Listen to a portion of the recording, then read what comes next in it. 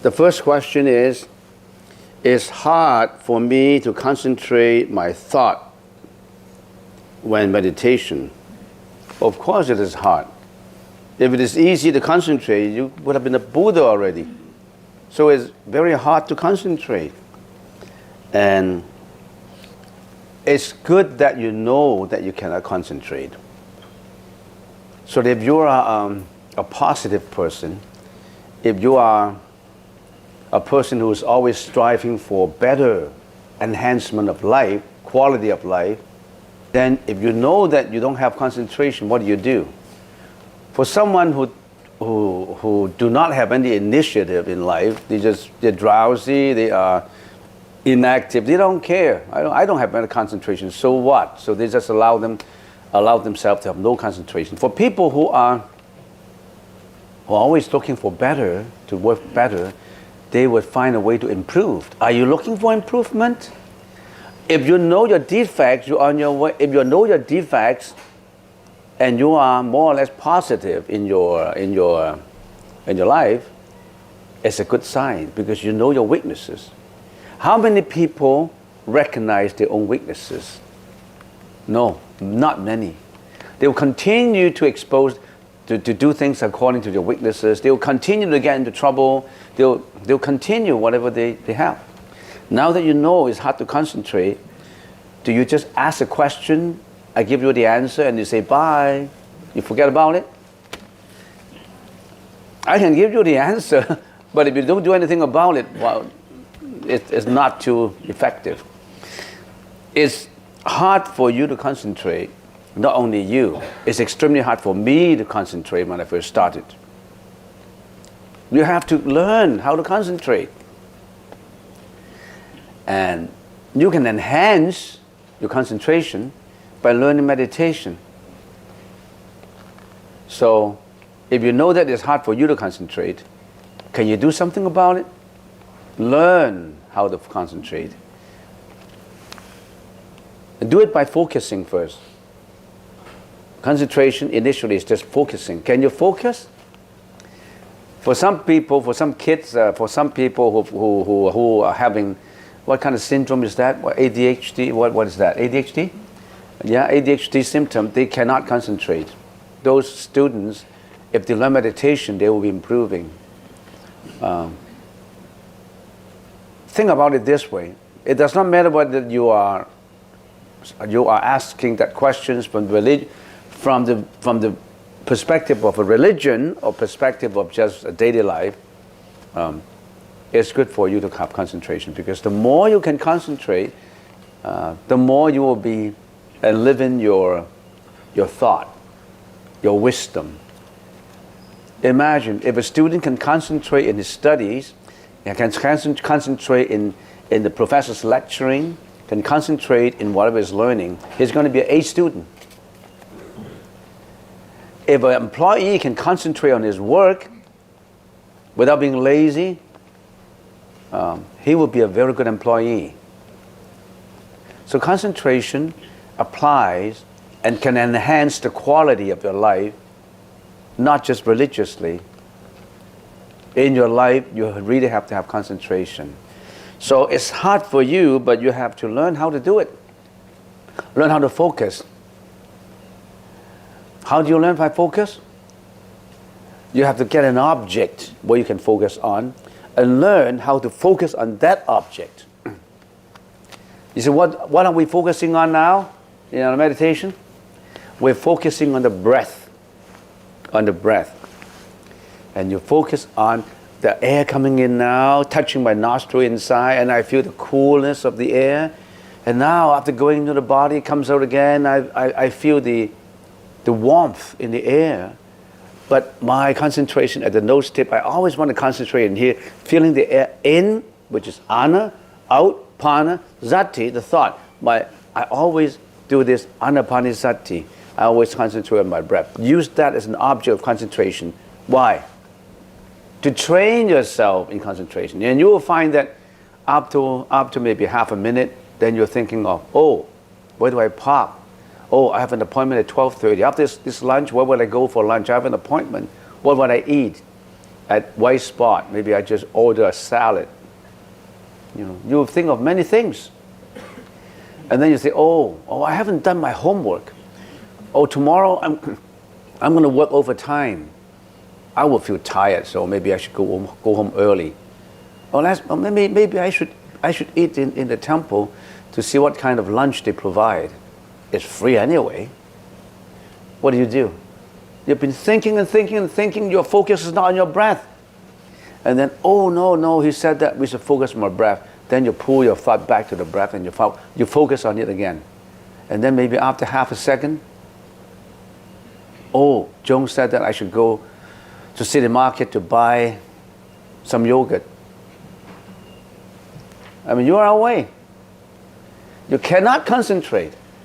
So by a process of this kind of training, you say, going away, remember, you're like a monkey. Your mind's like a monkey. You're going further and further and further away. Now that there is a monk in the temple telling you to concentrate, the monk, what did the monk give you? Invisibly, what did the monk give you? Give you the lecture, give you the instruction. What actually, symbolically, what did he give you? To train your monkey. He gave you a string and the leash. So you tie that leash on the monkey's neck, and then you hold that end of the rope. And then the monkey goes away, maybe a mile away, maybe a foot away, and then you slowly pull it back. No, don't go, Sonny, monkey Sonny. Come back to the breath. And then after a while, it goes away again. Come back. Don't pull too hard. You kill him if you pull too hard. What's the meaning of pulling too hard? How come I can't concentrate? I have to concentrate. That's pulling too hard. Pulling too hard, you get into another emotion. Hatred of yourself, anger. You're building up another emotion. So you have to pull it peacefully and say, Sonny monkey, stay put. It's fun. Meditation is fun. Some people have a pet dog. Don't you know that you have a pet monkey in your mind? Nurture that pet monkey. Give it a name. I used to name my monkey Sunny. I like Sunny Day. Okay, Sunny, this session is going to be a good session. Okay, Sunny, don't go too far. Come on, come back, please. Yes, he's staying put. Sunny is so obedient now. He used to be, ADHD, couldn't stop for a second. Now he's okay. Sunny is on a leash. You understand? You've got to go through training. So there's a lot you can do. Meditation is an enjoyment. Not many people know about that. They thought that it's sitting still doing nothing, boring, boredom, discouragement. It isn't. And that's just the beginning of a good show. When that monkey is sitting still, you know what that monkey can do? I'll tell you later. That monkey can do a lot for you. Okay, that's enough for the first question. Second question. Venerable, thank you for the precious lectures and meditation. Why not have one incense stick instead of 3 in the package?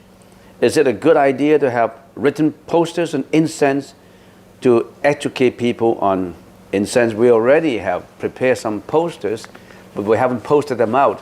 We'll have huge posters telling people why burning incense is harmful to health, the effects, and all that. And we have studies and researchers to prove that chemical incense are not good for health. So we will have posters. Why not 1 stick? Why not 3 sticks? Well, 1 stick because they always ask. I used to have a torch of 108 incenses now to burn whenever I come to the temple. You know, when people come to the temple in the Chinese New Year, they don't just burn one. They burn a whole torch with a lot of, they're like an Olympic runner. Everybody's like an Olympic runner, getting a torch. And if you reduce 108 to 1, they get very angry. So we reduce it to 3. Because they say, if you give me 1, where will I put it? You have 20 incense burners in here and you expect me to put in 1? We say, okay, we'll give you 3 symbolically. We don't care where you put them. How come you have 20 incense burners in here and you give me 3? Well, when we plan to take some of them away or put something on top. So we'll give you 3 and a package of 3 anywhere you want, 3. And also, other than a package of 3, we also give you a candle, a plastic candle, a solar light candle with a holder, and then you can offer also that candle. We also have bouquets of flowers in a pot that you can buy. And it's not free because we have to buy them and put it in here. And we still have to determine what kind of price we should charge on it. We will encounter a lot of discontent because they used to be holding a torch and now they change it to 3, a package of 3. But then 3 is better than, for now, 3 is okay. And if you, another problem is this incense, organic incense, true incense, and we have to buy them from China. So we got to charge a price. If you put in 1 incense, that long, about a foot and a half and some a foot, how much would you charge for it? $1? They're expensive.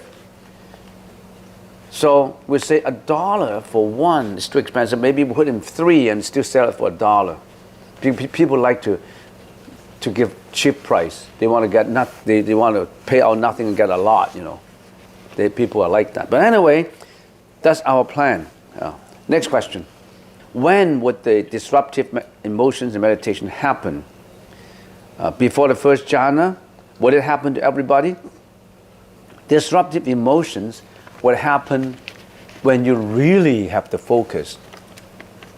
In other words, when you focus on your breath and you really have the one breath here and now, you focus it so well that even if you're walking and you're eating, if you're not meditating, for example, if you're walking out in the street and you see various things, and then, for example, if you saw a man driving by and he was honking, and you used to say, that man is disturbing the peacefulness of his neighbors.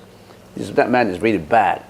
You used to criticize like that. But if you're meditating and having a focus, if you started to have something annoying idea comes up and blaming some people, immediately that breath will pull you back from going to that emotions and put it on the breath.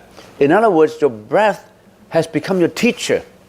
Whenever you have disruptive, when you have something, you think about something you dislike, something you're jealous about, some anxiety, it'll always pull you back to the breath.